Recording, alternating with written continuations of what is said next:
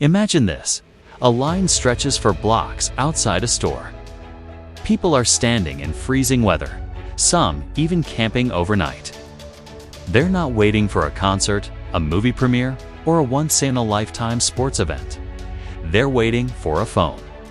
Not just any phone, a shiny, sleek, glowing rectangle with a bitten apple on the back. This isn't a story about technology. This is a story about power, psychology, and secrets. Apple Inc., a company that started in a tiny garage in California, has become a global empire, commanding attention, loyalty, and desire unlike any other brand in history. How did a company like Apple achieve this? What hidden strategies turned it into a symbol of luxury, innovation, and obsession? In this video, we pull back the curtain to reveal the secret strategy behind Apple's global dominance. The story you're about to hear isn't just about phones or computers, it's about human behavior. Brilliant marketing, bold risk-taking, and a level of secrecy that rivals the world's most guarded organizations. It all started in 1976, when three men, Steve Jobs, Steve Wozniak, and Ronald Wayne, began tinkering with electronics in a small garage. They had a vision. Personal computing shouldn't be for corporations or engineers, should be for everyone. The first product, the Apple I, was simple and basic. But Jobs had a vision that went far beyond circuits and processors. He didn't just want to build a computer, he wanted to create an experience. The Apple II became a game changer. It wasn't just a machine, it was a tool for creativity, productivity, and imagination. For the first time, ordinary people could interact with technology in a way that felt personal. Then came the Macintosh in 1984. Its launch was cinematic. Apple's Super Bowl commercial, directed by Ridley Scott, framed the product as a revolutionary force against conformity, a clear message. Apple wasn't just selling a product, it was selling rebellion, freedom, and identity. This early strategy set the tone for decades to come. Apple sells emotion before technology, perception before specs, and desire before function. Now, let's talk about the power of design. Apple products have a peculiar magic. You touch them and they feel right. You hold them and they feel personal, sleek, and almost alive. That's no accident. It's the result of one of the most meticulous design philosophies in history. Apple uses minimalism as a weapon. Every Apple device screams simplicity. Fewer buttons, cleaner surfaces, uniform colors. Each decision is deliberate. Apple believes that clutter creates confusion, and confusion kills desire. They also make technology feel effortless. You don't read a manual, you intuitively know how to use it.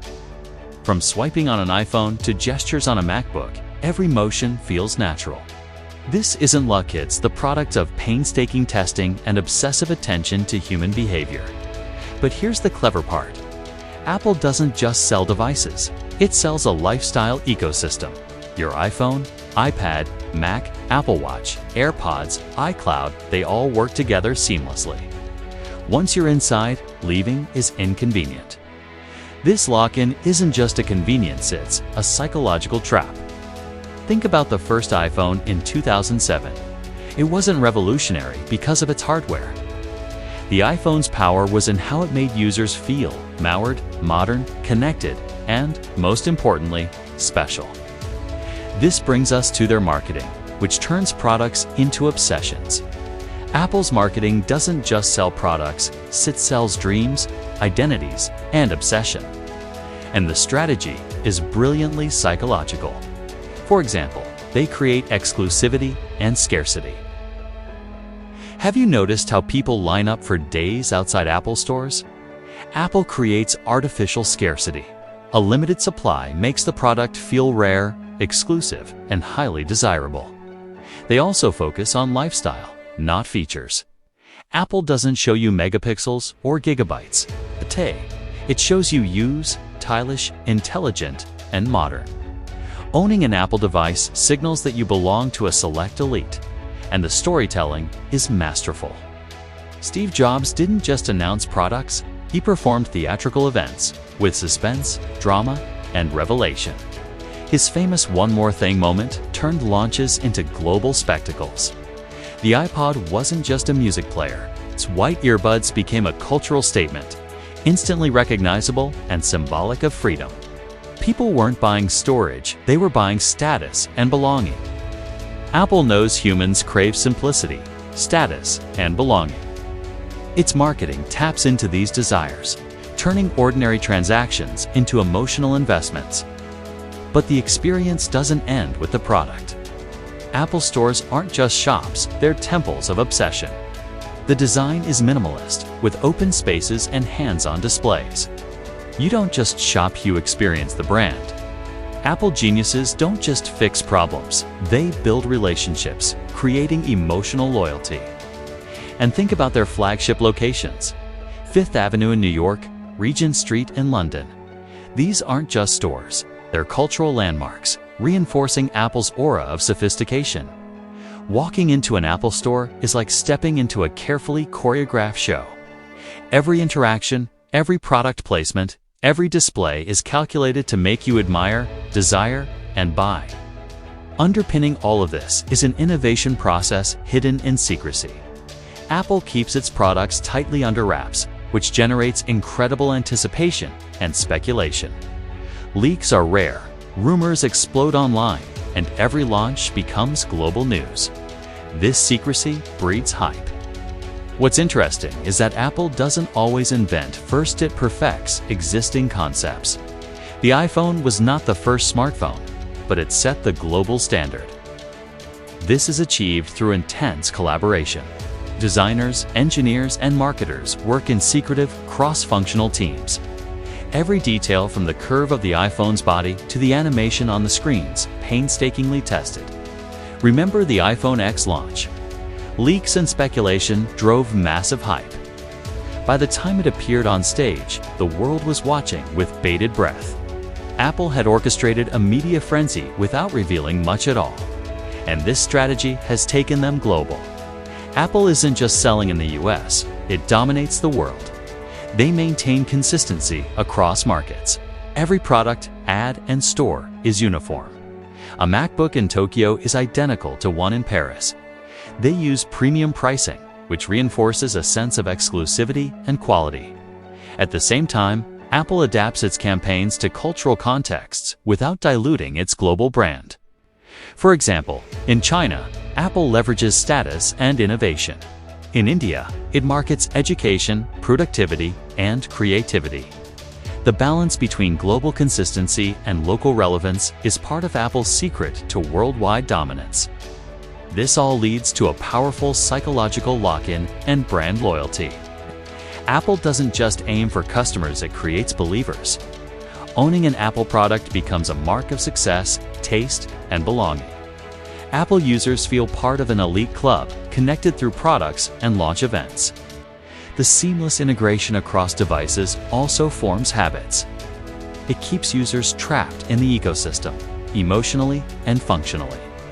Using an iPhone with an Apple Watch, MacBook, and AirPods isn't just convenient, feels complete.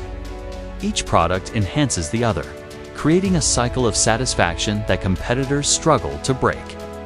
Finally, none of this would be possible without bold risks and strategic decisions. Apple's journey is marked by revolutionary moves. The iPhone, iPad, and Apple Watch all entered crowded markets, but completely redefined them. They took risky design choices, like the touchscreen-only iPhone, which was initially doubted but ended up changing the world. And it all comes back to visionary leadership. Steve Jobs' return in 1997 saved Apple from near bankruptcy, proving that a winning strategy requires courage and a clear vision. Apple doesn't just react to the market, dictates the terms of the game, but this is only half the story. Apple's dominance isn't just about design, marketing, or user experience. It's about global supply chains, international expansion, pricing mastery, and psychological manipulation that keeps competitors chasing shadows. You might think Apple's magic ends at the iPhone in your hand or the sleek MacBook on your desk. But the real secrets lie behind the scenes, where most people never look. Apple's global dominance isn't just about design or marketing, it's about how it moves. Manufactures and sells its products across the world with surgical precision. Imagine a network so efficient that Apple can launch millions of devices simultaneously in dozens of countries. A system so tight that even the tiniest leak could create a global frenzy. This is where Apple's empire extends its grip, not in flashy ads, but in the invisible mechanics of global strategy. First, let's talk about mastering the global supply chain. This isn't just logistics, it's an art form. Apple's supply chain is considered one of the most sophisticated in history, and it's a critical pillar of its dominance. A key ingredient: secrecy. Apple keeps its suppliers under strict confidentiality. Parts, production volumes, and assembly schedules are top secret. Why? Because this secrecy builds anticipation and stops competitors from copying innovations before they even hit the market. For example, when the iPhone X was in development, suppliers couldn't even whisper about basic production numbers. This tight control kept leaks to a minimum, fueling worldwide curiosity and hype. Then there's the global manufacturing strategy. Apple designs its products in California, but the magic of assembly happens mainly in Asia. Giants like Foxconn and Pegatron assemble devices with incredible precision. But the components come from all over the world. Chips from Taiwan, screens from South Korea and Japan, casings from China. This geographic spread allows Apple to optimize costs, maintain quality, and scale production on a global level. Competitors often struggle to manage this kind of complexity. Apple's tight control means minimal delays, even during massive product launches, high-quality control standards, and the ability to rapidly scale to meet global demand. Think about the iPhone 12 launch. Apple shipped over 80 million units in just a few months. Competitors, scrambling to meet their own demand, could only watch, unable to match Apple's logistical precision. Of course, Apple didn't just conquer the US, it conquered the world. And this didn't happen by chance. Every international move is carefully calculated. Apple is very selective about the markets it enters. It prioritizes countries with growing middle and upper-class populations, high potential for smartphone adoption, and a cultural appreciation for premium brands. Take China, for instance. Apple targeted urban youth and professionals, marketing its products as status symbols. The strategy worked brilliantly, and sales surged despite fierce local competition from brands like Huawei and Xiaomi. But here's the clever part. Apple localizes its message without losing its core identity. In India, ads might focus on productivity and creativity. In Japan, they emphasize design and minimalism. This balance of global consistency and local relevance makes Apple feel at home everywhere. And you can't talk about global presence without mentioning Apple's stores. They aren't just retail locations, they are cultural statements. Think of the Pudong store in Shanghai, floating like a glass spaceship, or the iconic Fifth Avenue Cube in New York. These stores create instant brand recognition, turning a simple shopping trip into brand theater. Let's get into the money. Pricing mastery. Apple's products are rarely cheap, yet millions of people willingly pay a premium. This isn't an accident, it's a strategic choice. The psychology of premium pricing is powerful. Higher prices create a perception of value and exclusivity. We, as consumers, often equate cost with quality, reliability, and even social status. The iPhone 14 Pro Max, for example, costs nearly double what a mid-range competitor does. Yet, millions buy it not just for the features, but because owning it says something about your identity, taste, and prestige. Apple also uses dynamic pricing across regions, adjusting for currency fluctuations, taxes, and local competition. Even with high prices, Apple maintains that feeling of desirability, making its products feel like essential symbols rather than just gadgets. Apple doesn't just release products, it orchestrates global phenomena. Months before a launch, rumors and leaks start generating buzz. These are often followed by carefully timed announcements that maximize media coverage and social media attention. Then comes the synchronized global launch. Products become available simultaneously in key markets. Media outlets, stores, and online platforms all coordinate for maximum impact. The iPhone 13 launch was a perfect example. Apple revealed the features in a live-streamed event, and within hours, the news exploded worldwide. The next day, stores opened in multiple countries, creating long lines, a social media frenzy, and a sense of global excitement.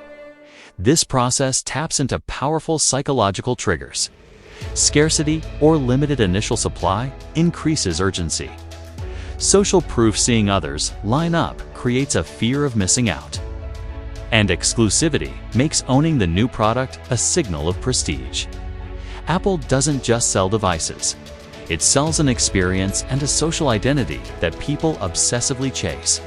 Apple's dominance is also about what its competitors can't do. The company is a master at learning from others and then perfecting the concept. The iPhone wasn't the first smartphone, but it was the one that completely redefined our expectations. The iPad wasn't the first tablet, but it created a whole new category of personal computing. Apple also builds barriers to entry. Its ecosystem creates a powerful lock-in effect, making it hard for users to switch. Once you own an iPhone, a Mac, and an Apple Watch, leaving means giving up seamless integration, services, and convenience. Even when competitors like Samsung or Xiaomi offer similar hardware for less, many consumers stay with Apple because they value the ecosystem experience over a lower price. Ultimately, Apple has a psychological edge. It understands that people value trust, simplicity, and consistency, sometimes even more than a long list of features. Competitors can match the specs, but they rarely manage to build that same emotional bond. Innovation at Apple goes far beyond hardware. The company has built a massive service empire.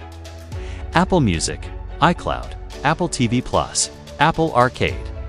Apple Pay. These services create recurring revenue and strengthen that ecosystem lock-in. iCloud, for example, ensures your photos, contacts, and files are synced across all your devices. Leaving Apple would mean losing that convenience, which subtly encourages loyalty. And the ecosystem keeps expanding. The Apple Watch tracks your health and fitness. AirPods create an effortless audio experience. Apple Pay integrates financial convenience and security. Through these services, Apple transforms its devices from gadgets into life's necessities, reinforcing its dominance and boosting its profits. The role of secrecy and mystery in all this cannot be overstated. Apple thrives on controlled secrecy, which fuels media frenzy and consumer obsession. Rumors and leaks often act as strategic tools. A few carefully controlled leaks can spark massive speculation, and the media amplifies the curiosity, creating tons of free marketing. Just think about the rumors surrounding the iPhone X months before its launch. They created worldwide anticipation. By the time it debuted, demand was already through the roof, and Apple dominated headlines without spending extra on advertising. This mystery becomes part of the brand's power. It makes Apple seem innovative, unpredictable, and highly desirable. When you finally own the product, you feel like you're part of an exclusive club, which only deepens your loyalty. Over time, Apple has become more than just a brand. It's a cultural force. Its products have transcended technology to become cultural symbols. AirPods, the Apple Watch, and even iPhone cases have become status symbols. Owning Apple devices can signal taste, modernity, and a certain social belonging. The company also influences behavior, setting trends in design, user interfaces, and even our social habits. The Swipe to Unlock feature, the notch on iPhones, and minimalist app icons have all influenced entire industries. Competitors often find themselves following Apple's lead rather than forging their own path. Apple doesn't just sell products, it shapes how we interact with technology itself. Finally, all of this is powered by strategic risk-taking and visionary leadership. Steve Jobs' insistence on premium pricing, even when Apple had low market share, was a huge risk. The company has consistently launched daring products that challenged norms, always with a relentless focus on experience and aesthetics over simple cost-cutting. Apple has bet the company on innovation multiple times, has almost always won. Remember when they removed the headphone jack? It seemed so controversial at the time, but it set a new standard for wireless audio and forced the entire industry to follow. The big lesson here is that dominance doesn't come from following trends, but from creating them, often in the face of criticism and risk. Apple's global strategy is intricate, psychological, and masterfully executed. But the story isn't over. In Part 3, we'll dive even deeper, revealing how Apple maintains its competitive intelligence, how it navigates controversies, and what the future of its dominance might look like with AI and AR. We'll also uncover the secret: psychological levers that ensure customers keep coming back. Apple isn't just a tech company, it's a global phenomenon orchestrating desire, loyalty, and innovation on a scale few can match. You think Apple's magic ends when you unwrap a new iPhone? Think again. The real secrets lie behind the sleek surface, in decisions, strategies, and visions that no competitor sees coming. Apple isn't just a company, it's a global phenomenon, shaping culture, behavior, and desire. But how do they stay ahead? How do they turn ordinary users into loyal devotees while competitors scramble to catch up? And more importantly, what does the future hold, and how can we even prepare for it? Today, we're diving into the hidden forces behind Apple's global empire, exploring strategies, controversies, future tech, and shocking truths you probably didn't know. Let's start with Apple's secret weapon: predicting the future. Apple doesn't wait for trends, it creates them. It studies rivals meticulously: Samsung, Huawei, Google, Xiaomi. But instead of copying, Apple anticipates. When Android phones began using bigger screens, Apple didn't just follow. It released the iPhone X with an edge-to-edge OLED display. Not just big, it was better, sleeker, revolutionary. Competitors had to follow Apple's lead. Apple dictates the rules. But it's not just about technology, it's about psychological anticipation. Apple predicts our desires, convenience, aesthetics, simplicity. Their devices don't just function, they fit into our lives seamlessly, often before we even realize we need them to. Have you ever felt like Apple read your mind before you even knew what you wanted? Let me know in the comments. Of course, Apple's journey isn't flawless, and believe it or not, controversy is part of the strategy that keeps them relevant. First, the premium pricing. Yes, Apple products are expensive. But here's the twist: people pay not just for the tech, but for an identity, a status, and a sense of exclusivity. Then there are the labor practices. Some of its suppliers have faced criticism over the years.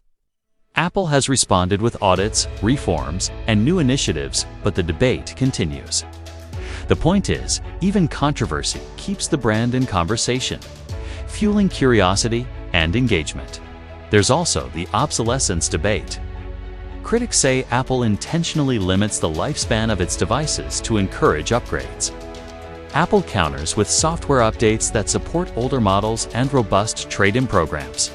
Whichever side you're on, this conversation keeps users deeply engaged with the brand, thinking about their next upgrade and reinforcing their loyalty. So, would you pay a premium if a product made your life feel smoother, smarter, and more connected? Or does price always matter more than the experience? Now, let's look at Apple's future, because they aren't just looking at today, they are actively planning tomorrow. Let's talk about AI. Siri might seem simple on the surface, but Apple is integrating artificial intelligence deep into its devices. Imagine a phone that predicts what you need before you even ask for ATN AI that becomes almost invisible, yet completely indispensable. And then there's augmented reality, or AR. This isn't just for games. Imagine walking into a room and seeing exactly how new furniture would fit, or getting navigation and information overlaid in real life as you walk down the street. Apple is quietly perfecting this technology. And we can't forget health and wearables. The Apple Watch already tracks your health in ways that seem futuristic. ECG, blood oxygen levels, sleep analysis. Future versions could even predict health risks before you feel any symptoms. How would you feel if your device knew your habits, health, and needs before you did? Would that be exciting or a little scary? This brings us to Apple's psychological mastery. This is why we can't seem to quit Apple. Their brilliance isn't just in the tech, it's in their perfection of human psychology. It starts with emotional branding. Owning an iPhone or a MacBook feels prestigious, intelligent, and even aspirational. It's an emotional connection. Then there's habit formation. Apple devices simply work better together. iCloud, your MacBook, your Apple Watch, your AirPods. They're all seamlessly connected in one ecosystem. Leaving Apple feels inconvenient, almost frustrating. And finally, there's the sense of community and status. Apple owners feel like they're part of an exclusive global tribe. The launch events, the online forums, and the social media buzz all amplify this powerful sense of belonging. Have you ever stayed with Apple even when a cheaper, similar option existed? Why? Was it just convenience, or was it something deeper? And perhaps Apple's greatest trick of all is secrecy. Apple thrives on mystery.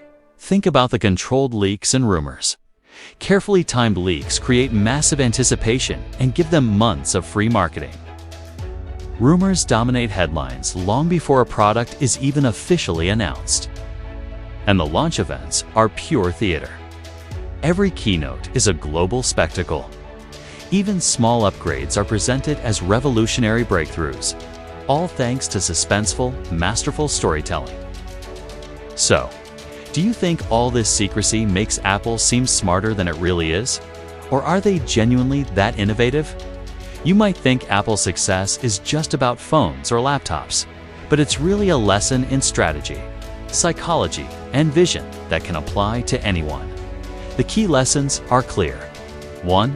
Obsess over the experience, not just the features. 2. Create desire, not just demand. 3.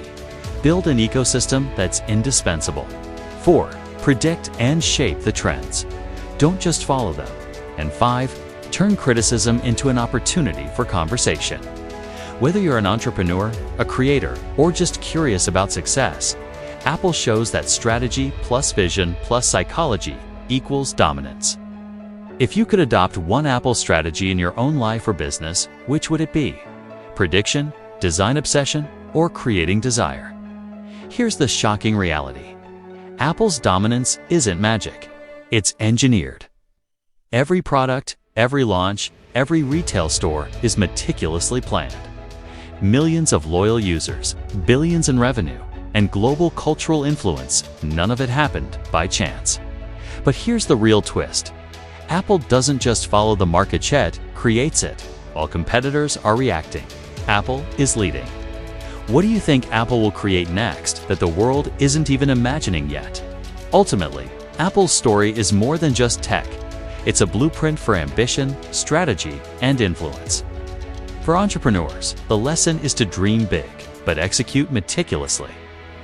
Every detail matters, from the product design to the storytelling. For creators, it's a call to stand out by being bold and distinctive. Anticipate the future instead of just chasing the present. And for everyone, it shows that success isn't only about talent, it's about having vision, a clear strategy, and a deep understanding of people. Apple proves that an empire can be built with careful planning, psychology, and relentless innovation. And the next chapter, it's already being written. Are you ready to think differently about how brands shape our lives? Can we learn to predict the future like Apple or? Are we destined to just follow it? Apple's dominance isn't static, it's alive. It's evolving, and it's quietly shaping our world. AR glasses, invisible AI assistants, and new health tech may soon change how we work, play, and live. With millions of users, billions in revenue, and a connected ecosystem, Apple is almost untouchable. but their next big move is still hidden from public view. So, what do you think Apple's secret project is right now? How will it change your life without you even realizing it? Are we witnessing the birth of the next great technological empire? Apple isn't just a company, it's a force quietly molding the future while the world watches the surface. And one day, we'll realize everything changed because of decisions made behind the scenes long before we ever knew it was happening. If you are fascinated by Apple's secrets and want to see more stories of global dominance, innovation, and strategy, hit that like button, subscribe, and comment below.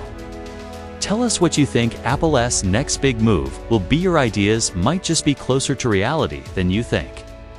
Thanks for watching.